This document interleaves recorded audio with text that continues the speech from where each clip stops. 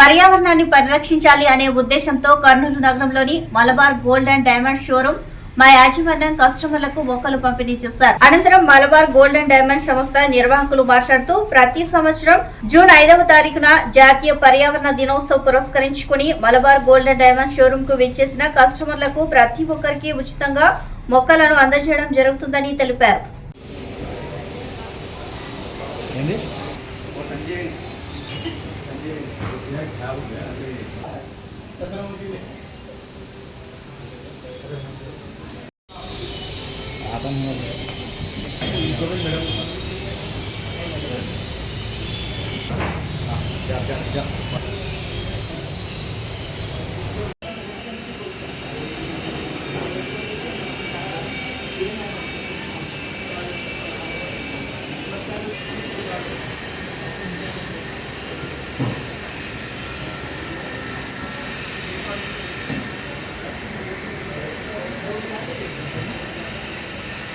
okay